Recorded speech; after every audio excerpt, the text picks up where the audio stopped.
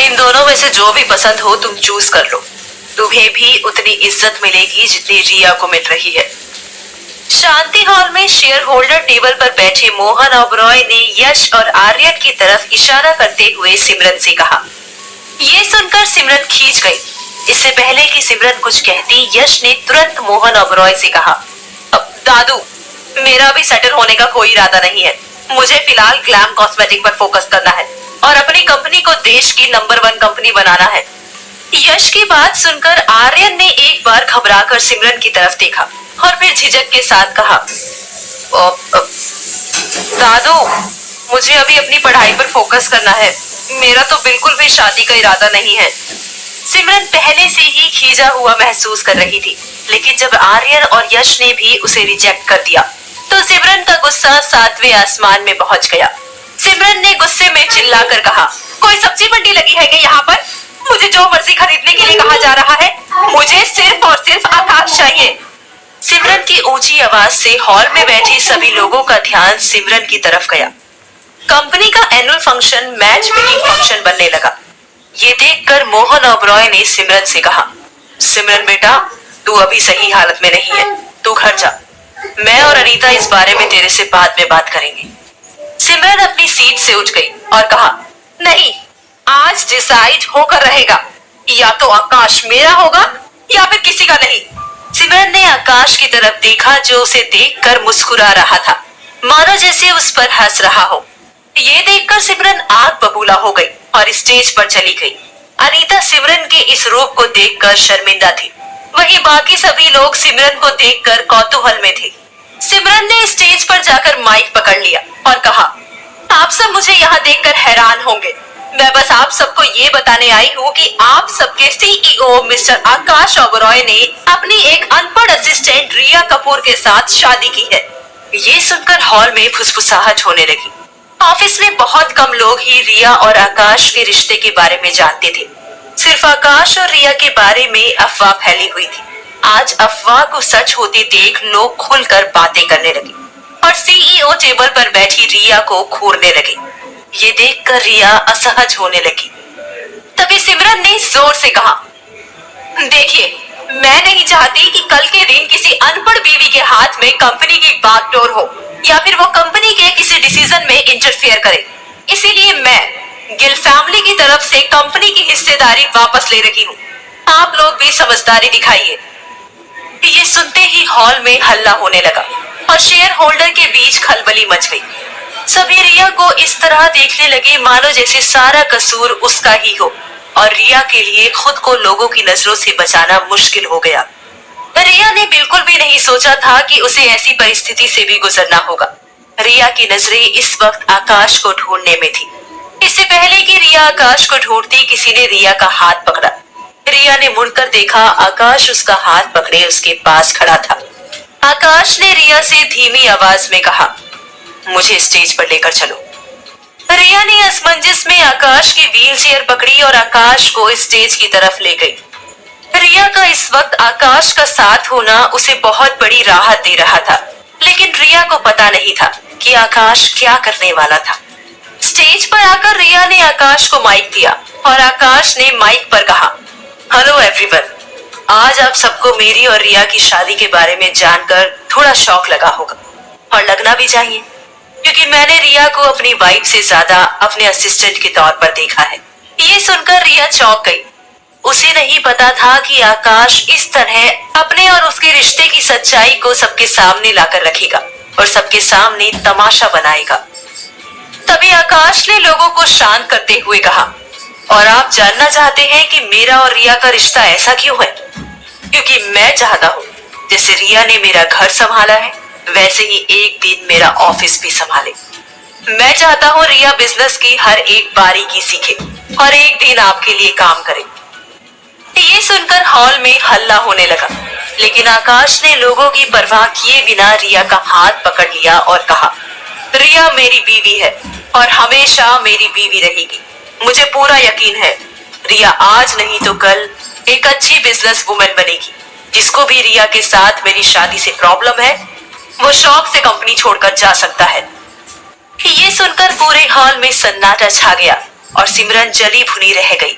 सिमरन को लगा था आकाश उसके डराने से झुक जाएगा। वही रिया को यकीन ही नहीं हुआ कि आकाश इस तरह सबके बीच उसे एक्सेप्ट करेगा। रिया ने देखा आकाश की आंखें गीली थी और उसे आकाश की आंखों में सच्चाई नजर आने लगी।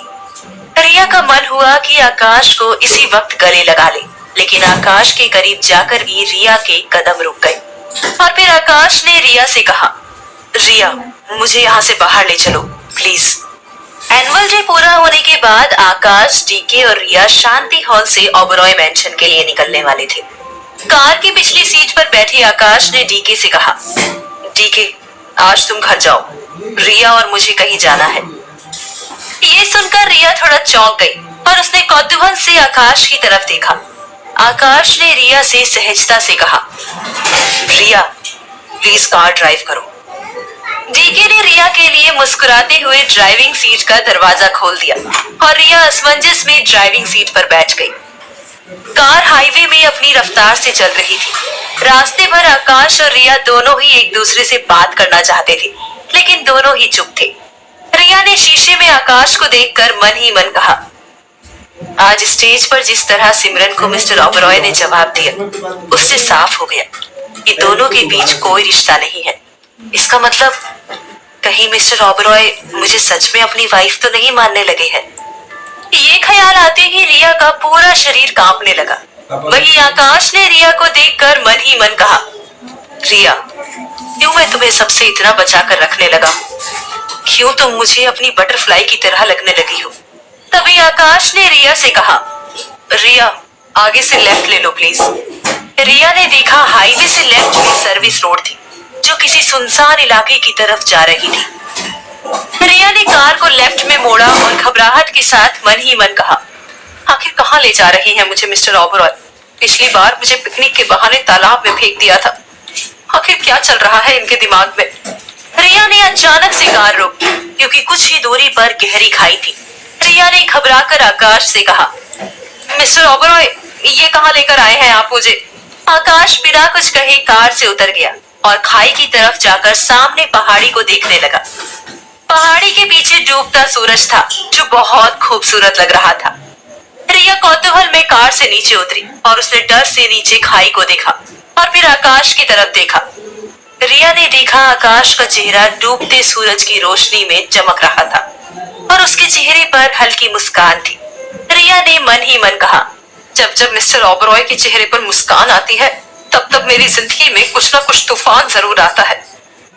रिया ने झिझक के साथ आकाश से कहा, मिस्टर ओबरॉय आप कुछ कहना। रिया ने अपनी बात पूरी की भी नहीं थी कि आकाश ने रिया के होठों को छू कर किस कर दिया। रिया को समझने का मौका ही नहीं मिला और रिया ने भी आकाश को किस करने दिया। आकाश के होठों के स्पर्श से रिया के पूरे शरीर में सनसनी दौड़ने लगी और रिया ने अपनी आंखें बंद कर ली। उन्हें देखकर ऐसा लग रहा था मानो जैसे दो प्रेमी एक हो गए हो और पीछे डूबता सूरज उनके प्रेम की गवाही दे रहा हो। और फिर रिया एक झटके में आकाश से अलग हो गई और कार की तरफ जाते हुए कहा, मिस्टर ओबरॉय ये सही नहीं है। आकाश ने रिया का हाथ पकड़ा और उसे वापस अपनी तरफ खींचते हुए कहा, रिया मुझे नहीं पता क्या सही है और क्या गलत, मैं बस तुम्हें पसंद करने लगा हूँ। ये सुनकर रिया चौंक गई और उसने मन ही मन कहा, इसका मतलब मेरा शक बिल्कुल सही निकला, मिस्टर ओबरॉय सच में मुझे पसंद करने लगे हैं। लेकिन रिया ये सही नहीं है। रिया ने आकाश से कहा, मिस्टर ओबरॉय हमारी डील सिर्फ साथ रहने की हुई थी, ना कि प्यार में पड़कर जिंदगी भर साथ निभाने की। आकाश ने सहजता से रिया से कहा, रिया मुझे नहीं पता था उसकी शादी हो जाने के बाद मैं तुम्हें पसंद करने लगूंगा, मुझे तुम में भी वो ही नजर आती है। ये सुनकर रिया चौंक गई। उसने कौतूहल से आकाश से पूछा, कौन नजर आती है मिस्टर ओबरॉय। आकाश ने मायूसी के साथ रिया से कहा, रिया मेरी एक दोस्त है जिससे ना मैं कभी मिला और ना ही उसे कभी देखा, लेकिन बातों बातों में उससे प्यार हो गया। उसके साथ घर बसाने का सपना था, लेकिन उसकी शादी के साथ ही वो सपना भी टूट गया। ये कहकर आकाश एक पल के लिए शांत हो गया और उसने रिया से नजरें फेर ली, मानो अपनी भावनाओं को रिया के सामने जाहिर न करना चाहता हो। कुछ पल के बाद आकाश ने रिया की तरफ मुड़ते हुए कहा, रिया, और फिर तुम मेरी जिंदगी में आई और ना जाने क्यों मुझे तुम में उसकी झलक दिखने लगी। रिया, मैं तुम्हारी तरफ खींचा चला आ रहा हूँ।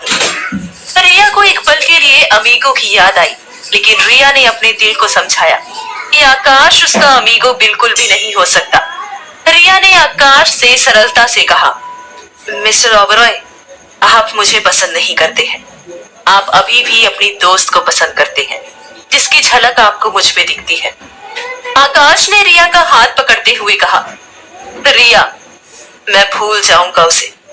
चलो साथ मिलकर नई शुरुआत करते हैं। जहां आकाश को सामने डूबते सूरज की रोशनी दिख रही थी, वहीं रिया को गहरी खाई। रिया ने अपना हाथ छुड़ाते हुए कहा, मिस्टर ओबरॉय, मेरी जिंदगी में कोई है। ये सुनकर आकाश का दिल पल में ही फिर से चकनाचूर हो गया।